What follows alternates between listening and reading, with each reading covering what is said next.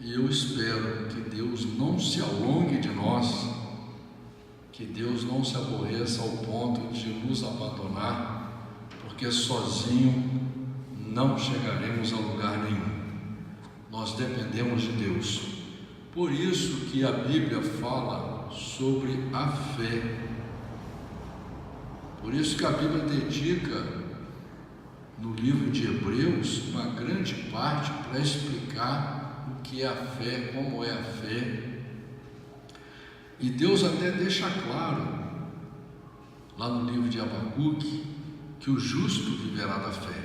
Ou seja, a pessoa honesta, a pessoa trabalhadora, a pessoa do bem, a pessoa que tem desejo de ser feliz no futuro, de viver em paz, em tranquilidade, ela tem que buscar aumentar a sua fé cada dia mais, até que ela possa ter uma fé sobrenatural. A Bíblia diz que Abraão foi considerado o pai da fé, mas você observa que para ele alcançar essa fé, ele teve que ser provado, ele teve que passar por várias dificuldades, não é? Deus mandou Abraão largar sua família em uma época em que a família era o alicerce das pessoas. Quanto mais numerosa a família, quanto mais unida a família, mais força você tinha. Se você voltar à história, você vai entender esse processo, que é bem diferente de hoje. E Abraão obedece a Deus. Depois, Abraão tem que levar o filho que ele amava. Na verdade, ele amava Sara, e Sara não podia ter filhos, e Deus faz um milagre para que Sara tivesse um filho já velha, entendeu? E Abraão ama essa criança, em uma época também onde as pessoas não tinham diversão. A melhor diversão daquela época era a criança, e ele amava essa criança, e Deus manda ele levar essa criança ao Monte Moriá e lá imolar a criança como prova de fé. E você acha que Abraão tinha fé suficiente para fazer isso? Não tinha. Por isso Deus escolheu um caminho longo. Ele nessa caminhada ele teve que refletir, ele teve que pensar, com certeza o filho dele várias vezes conversando com ele ali, e ele olhando para aquela criança que ele amava, e sabendo que ele estava indo para uma situação praticamente sem saída, uma situação terrível, para um pai igual Abraão, para uma pessoa do bem, perder o filho que ele amava, era uma coisa assim, absurdamente terrível, Mas Abraão, nessa caminhada, com certeza, aperfeiçoou a sua fé. E como que você aperfeiçoa a sua fé? Observando. O cristão, ele é chamado para observar. Por isso que a Bíblia diz que temos que ter olhos de águia. A Bíblia diz que temos que ser espirituais. A Bíblia diz que nós temos que nos examinar, nos conhecer. A Bíblia diz que nós temos que ter discernimento de espírito. Porque quando você começa a observar, você vai sendo aperfeiçoado. Se você não observa, você não precisa melhorar em nada. Uma coisa muito simples.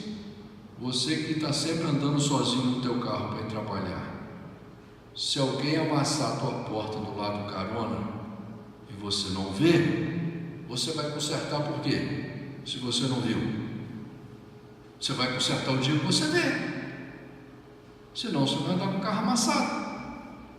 Então, o observador e o bom observador, aquele principalmente que observa com os olhos espirituais, ele vai buscando através das dificuldades, não é? Por isso que Deus explica claramente que Ele nos fez em vasos de barro. Uma gripe te pega, acaba com você, não é? Você vê o tanto que você é fraco. Um pernilongo pode te matar. Uma bactériazinha que você nem vê, insignificante, ela pode te matar. E assim, tantas coisas. Mas nós achamos que sozinhos somos fortes, principalmente quando você está bem. E o que Deus quer é que a gente reconheça a nossa fraqueza para que a gente seja aperfeiçoado, para que a gente desenvolva. Por isso que nós em tudo temos que dar glórias a Deus, em tudo temos que recorrer a Deus. Até na comida, que você mesmo vai lá e planta com a sua mão, com a sua força, você tem que falar: Senhor, o meu pão de cada dia me dá o Senhor. Por mesmo você sendo um lavrador forte, experiente, você pode plantar a lavoura, está tudo certo, mas na hora da colheita vem um bicho comer a tua lavoura. Viu uma praga de gafanhoto comer a tua lavoura? Viu uma tempestade acabar com a tua lavoura? Não é? Então, assim também no nosso dia a dia, muitas coisas vão tentar te atribular, vão tentar te puxar para trás, vão tentar te enfraquecer, mas o que Deus quer do verdadeiro cristão é que ele, não importa a situação, ele creia no projeto de Deus. E ele é muitas vezes provado, às vezes, como diz a Bíblia, pelo seu próprio desejo. Você cria uma armadilha para você. Às vezes a nossa vaidade, né? Você com a sua vaidade, com o seu gênio, com o seu temperamento, você cria situações ruins para você. Às vezes você bota o teu chapéu mais alto que você pode alcançar, né? A gente faz muito isso. A gente ganha 5, a gente quer gastar 10. Aí depois fica desesperado. Por quê? Porque você não racionalizou, não pensou direito, não fez as contas certas, você gastou mais do que você podia. Então você criou aquela situação.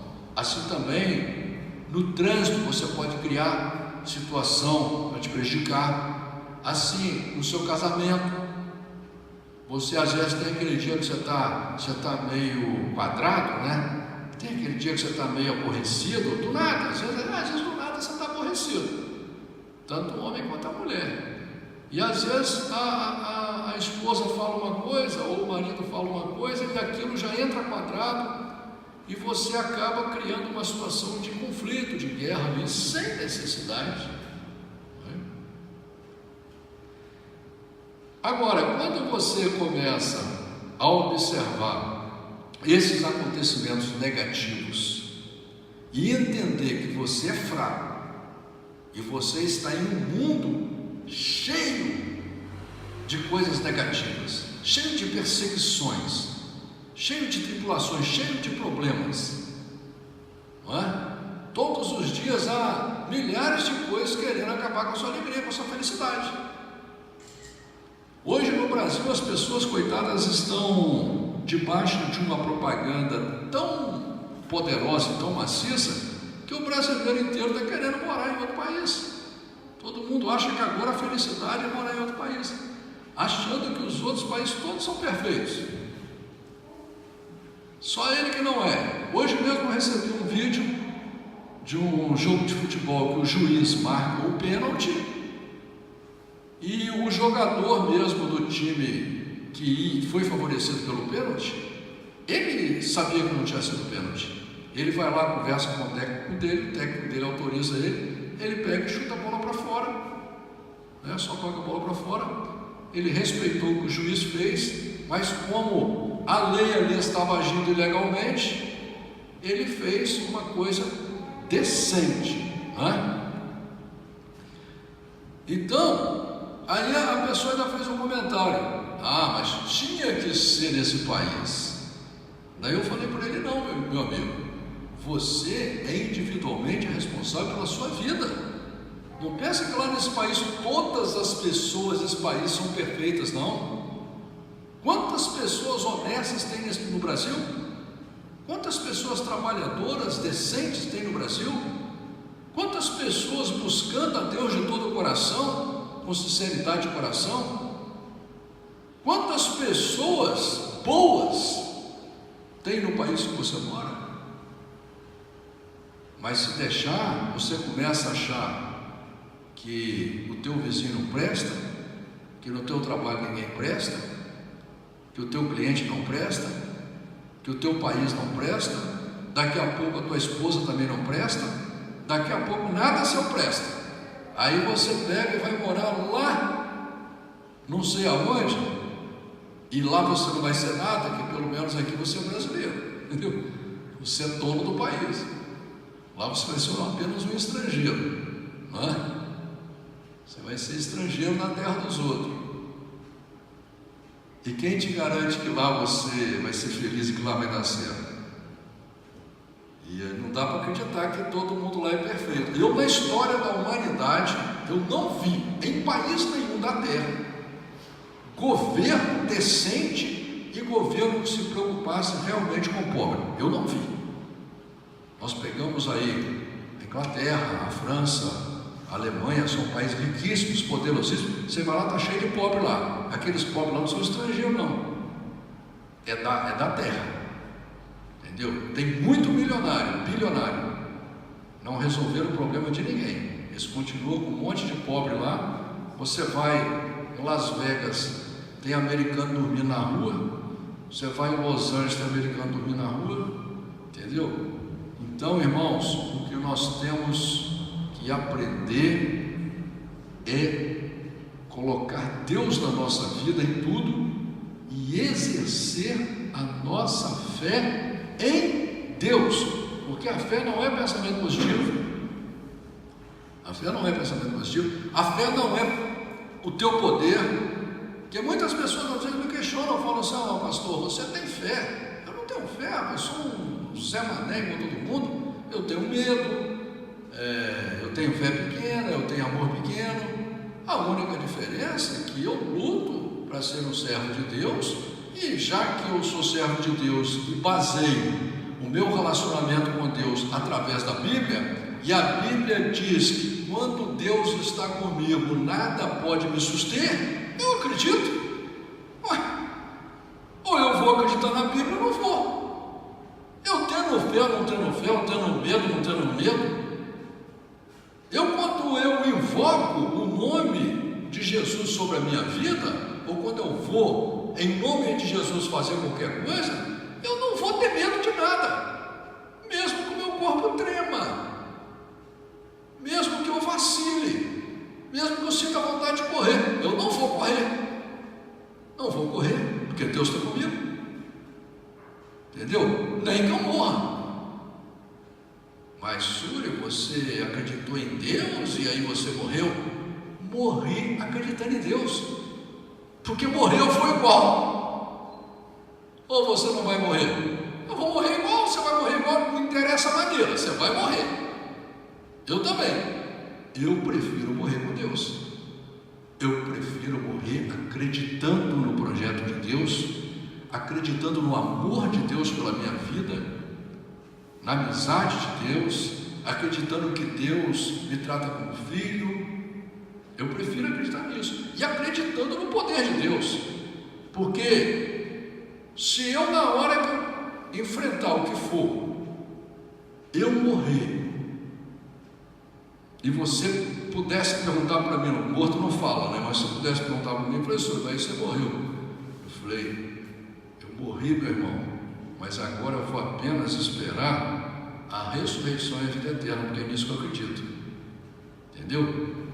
Eu pelo menos morro com uma esperança maravilhosa no meu coração de que Deus me ama e que Deus vai me levar para um mundo muito melhor do que esse, para realizar aquilo que eu sempre sonhei: viver em paz, viver feliz, amar de verdade e ser amado, não é? Louvado seja esse Deus maravilhoso. Isaías capítulo 41, diz a palavra do Senhor assim: calai-vos perante mim, ó ilhas, e os povos renovem as forças. Cheguem-se e então falem, cheguemos juntos a juízo. Aqui Deus está falando já do poder dele. Por isso que a Bíblia diz que nós temos que nos render perante as potentes mãos do Senhor. Você tem que entender o poder de Deus. E quando nós estamos perante Deus, irmãos,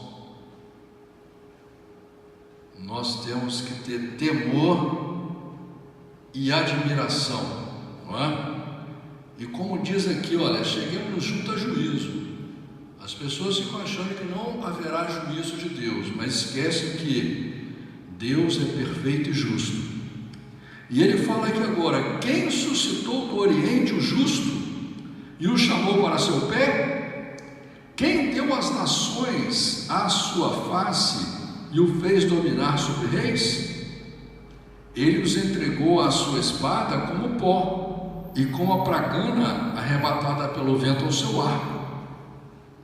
Deus está dizendo aqui, olha, quem chamou Ciro, o povo de Israel nessa época, ele estava cativo da Babilônia, ficou por mais ou menos 70 anos cativo da Babilônia.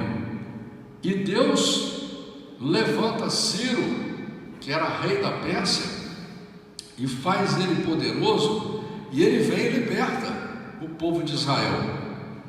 E por onde ele passa, ele sai derrotando todo mundo, com muito poder e com muita força.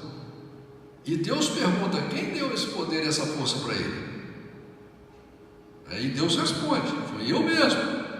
Aí ele diz aqui, ó, ele os persegue e passa em paz por uma vereda por onde os seus pés nunca tinham caminhado. Quem operou e fez isso, chamando as gerações desde o princípio? Eu, o Senhor, o primeiro, e com os últimos eu mesmo.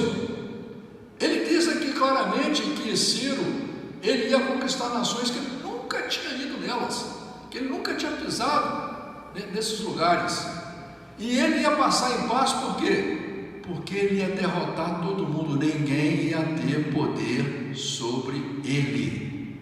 Não adiantou os exércitos se unirem, os países se unirem para tentar lutar contra Ciro, porque ali havia a mão do Senhor sobre a vida dele. Se você ler o livro de Esdras, no final do livro de Esdras, o livro de 2 Crônicas no final, Isaías capítulo 45, você vai entender melhor essa história sobre a vida de Ciro. As filhas o viram, as ilhas o viram e temeram, os fins da terra tremeram, aproximaram-se e vieram. Um ao outro ajudou, e ao seu irmão disse: esforça-te. E o artífice animou ao ourives, e o que alisa com o martelo, ao que bate na bigorna, dizendo da coisa soldada: boa é. Então com pregos afirma, para que não venha mover-se. Porém tu, ó Israel, servo meu, tu Jacó, a quem elegi, descendência de Abraão, meu amigo, tu, quem tomei desde os confins da terra, e te chamei dentre os seus mais excelentes, e te disse: tu és o meu servo, a ti escolhi, e nunca te rejeitei. Não temas, porque eu sou contigo. Não te assombres, porque eu sou teu Deus. Eu te fortaleço e te ajudo, e te sustento com a destra da minha justiça. Eis que envergonhados e confundidos serão todos que se indignaram contra mim, tornar-se-ão em nada, e os que contenderem contigo perecerão. Olha só, eu vou dar uma parada aqui para você entender que Deus está falando que essas pessoas, o ímpio, o falso crente, o crente sem compromisso com Deus, o povo que não acreditava em Deus, que adorava vários deuses, eles acreditavam no poder dos ídolos, no poder das imagens. E quando vem chegando a tempestade, quando vem chegando a guerra, quando vem chegando o inimigo, eles se reúnem, se juntam e fazem imagens e acreditam no poder daquelas imagens. É o que Deus está falando aqui, ó, né? Um ao outro ajudou, e o seu irmão disse: esforça-te. E o artífice animou ao ourives, um entusiasmando ao outro, achando que o Deus deles, como os filisteus iam para a guerra, e achava que o Deus deles é que iam ajudar eles a vencer a guerra. Mas aí Deus agora, ele diz assim, ó, no versículo 8: porém tu, ó Israel, servo meu, tu, Jacó, a quem elegi descendência de Abraão, meu amigo. Olha só, irmãos, presta atenção nisso aqui, porque o povo de Israel tenta judaizar o reino de Deus. Na verdade, o religioso, as religiões tentam pegar o reino de Deus para si, como se fosse propriedade deles. Não é? Mas quando Deus fala daqui, ó Israel, ó Jacó, ó descendência de Abraão, Deus está falando com todo aquele que Deus escolhe aqui na terra. Deus está falando comigo, Deus está falando com você, porque Deus não faz acepção de pessoas e Deus não faz diferença entre pessoas. A Bíblia diz que Elias não era uma pessoa melhor do que você. Elias apenas entregou o coração da vida dele para servir a Deus. Ele aceitou andar com Deus. E muitas vezes você não quer assumir aliança com Deus, você não quer assumir compromisso com Deus.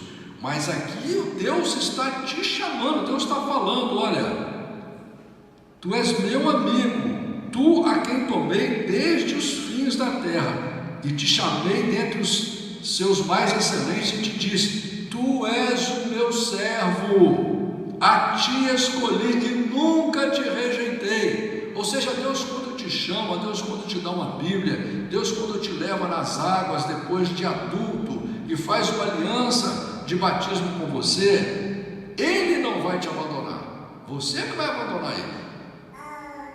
Como Deus fala claro lá no livro de Crônicas: se me buscares, me achareis, se me deixares, vos deixarei. Deus te deixa porque você quer viver de acordo com o seu desejo e com a sua vontade, você quer se governar, não é? Mas Deus fala aqui para aquele que ama a Deus, para aquele que confia em Deus: não temas, porque eu sou contigo, não te assombres, porque Deus sabe que a gente vai assombrar muitas vezes. Às vezes chega no final do mês, você não tem o dinheiro para pagar as contas, você fica assombrado. Às vezes uma doença te pega, você fica assombrado. Às vezes uma calamidade vem, você fica assombrado, porque Deus sabe a nossa fraqueza. E o que Deus fala? Porque eu sou teu Deus, eu te fortaleço, eu te ajudo e te sustento com a destra da minha justiça. E Deus está falando assim: eis que envergonhados e confundidos serão todos os que se indignaram contra ti, tornar-se-ão em nada, e os que contenderem contigo perecerão. Você não precisa, irmão, de querer vingar de ninguém, nem desejar o mal para ninguém. A justiça sobre aquele que faz mal para o justo será feita. Não precisa de sair das tuas mãos. Você tem que orar por aquele que te persegue, não é? E diz aqui: porque eu, Senhor teu Deus, te tomo pela tua mão direita e te digo: não temas, eu te ajudo. não temas, tu verme de Jacó, povozinho de Israel, eu te ajudo, diz o Senhor, e o teu Redentor é o Santo de Israel. Olha o que Deus fala aqui. Deus chama a gente de povozinho, porque realmente aquele que ama a Deus de verdade, aquele que quer andar conforme a palavra de Deus, é povozinho, não é o povão. Infelizmente, essa é uma verdade, não é? Apesar de que as pessoas gostam de andar atrás de multidões e ficar copiando vida de rico e de poderoso e de famoso, não é? Jesus era uma pessoa simples, humilde, andava com 12 pobrezinhos ali, era tudo pobre, né? Tudo pescadorzinho, né? Não era pescador que tinha navio igual hoje, não, era tudo pobre, né? Muito pastor mentiroso até disse que Jesus era rico, Jesus tinha até casa na praia. Isso é uma grande mentira, porque a Bíblia deixa claro que Jesus era pobre, simples, humilde, os discípulos que andavam com ele também, não é? Então, meu irmão, minha irmã, Deus não está preocupado com o seu dinheiro, com a sua beleza, com a sua força, com o seu carro, com a sua casa. Deus quer saber se você quer amá-lo gratuitamente de todo o seu coração. Deus quer saber se você realmente quer ser povo dele. Não importa se você é em menor número, não importa se tem alguém concordando com você, porque muita gente acha que porque tem 1 milhão de seguidor, ou tem 1 milhão de pessoas, ou 10 milhões de pessoas aplaudindo ela está certa. Meu amigo, pode ter o mundo inteiro te aplaudindo. Se você estiver errado, você está errado, acabou. Como o apóstolo Paulo disse, nada podemos contra a verdade, senão pela verdade. A verdade é fato, é matemática, entendeu? Então muita gente acha que só porque a igreja dele é grande, porque a igreja dele é cheia, porque a igreja dele é poderosa, ele está certo. Ele vai estar certo quando ele andar de acordo com a palavra de Deus, quando ele obedecer a palavra de Deus. E diz no versículo 15: filho novo, que tem dentes agudos, os montes trilharás e moerás, e os outeiros tornarás como a pregana. Tu os padejarás, e o vento os levará, e o redemoinho os espalhará, mas tu te alegrarás no Senhor, e te gloriará no Santo de Israel. Os aflitos e necessitados buscam águas e não há, e a sua língua se seca de sede. Eu, o Senhor, os ouvirei. Eu, o Deus de Israel, não os desampararei. Abrirei rios em lugares altos e fontes no meio dos vales. Tornarei o deserto em lagos de águas, e a terra seca em mananciais de água. Plantarei no deserto o cedro, a acácia e a murta e a oliveira.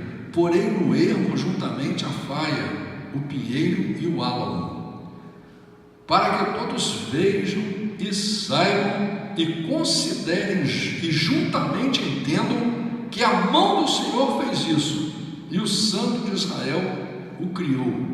Olha que coisa fantástica, né? A gente vai em lugares que tem água, que você fica imaginando, de onde que essa água vem, né? E não para de vir, né? Tem lugar que tem água, que é um milagre ter água no lugar. Mas Deus está deixando claro que Ele faz tudo isso. E no versículo 21 ele diz: apresentai a vossa demanda, diz o Senhor.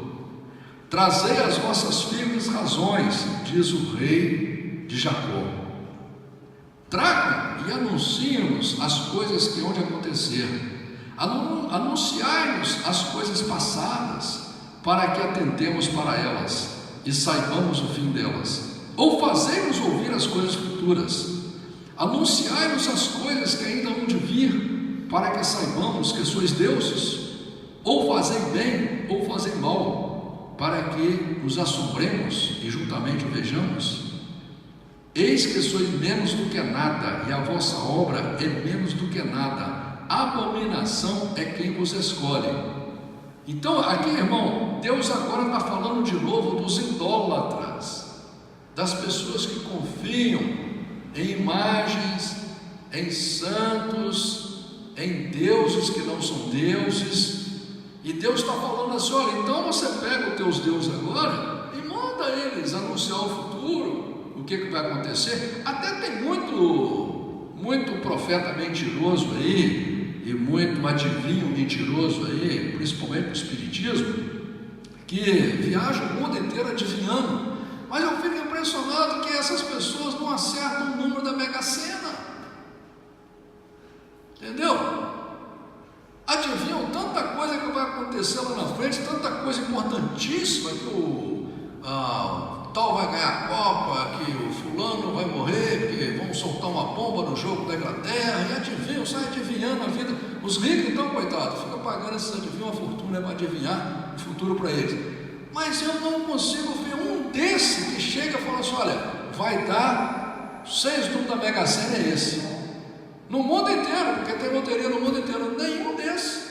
É o que Deus está perguntando aqui. Então anuncia o futuro, meu irmão, entendeu? E o que Deus fala? Para que saibamos que sois deuses, já que vocês são Deus, porque Deus tem o poder para dizer o futuro. Para que você tenha uma ideia do poder de Deus para saber o futuro, 150 anos antes de Ciro nascer, Deus já tinha previsto tudo o que ia acontecer, quem ele ia chamar, o que ele ia fazer. Tanto é que quando Ciro leva cativo o povo de Israel, ele é obrigado a libertar eles. Mesmo ele não era crente, ele era persa, mas foi escolhido por Deus para fazer uma grande obra no povo de Deus. E aí, quando eles vão lá no livro de Crônicas, no livro de Crônicas dos Reis, que ficavam guardados, lá estava escrito sobre ele. E ele é obrigado a se render à palavra de Deus. E aí ele liberta o povo de Israel para reconstruir o templo. E é uma história linda, entendeu? Isso 150 anos antes dele nascer, entendeu? Agora Deus está perguntando aqui: esses deuses de vocês aí, ó, entendeu? Eles não podem fazer nada. Eis que sois menos do que nada, e a vossa obra é menos do que nada. A abominação é quem nos escolhe. Veja bem que as pessoas que acreditam nessas coisas, nessas adivinhação, nesses adivinhos, as pessoas que acreditam nesses santos que não são santos, Deus abomina essas pessoas. E Deus diz aqui: suscitei a um do norte, e ele há de vir, desde o nascimento do sol invocará o meu nome, e virá sobre os príncipes como sobre o lodo, e como o oleiro pisa o barro os pisará. Quem anunciou isto desde o princípio, para que o possamos saber? Ou desde antes, para que digamos, justo é? Porém, não há quem anuncie, nem tampouco quem manifeste, nem tampouco quem ouça as nossas palavras. Eis que eu sou o que primeiro direi a Sião: eis que ali estão, e a Jerusalém darei um anunciador de boas novas. E quando olhei, não havia ninguém, nem mesmo entre esses.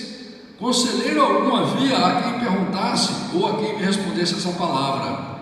Eis que todos são vaidade, as suas obras não são coisa alguma, as suas imagens de fundição são vento e confusão.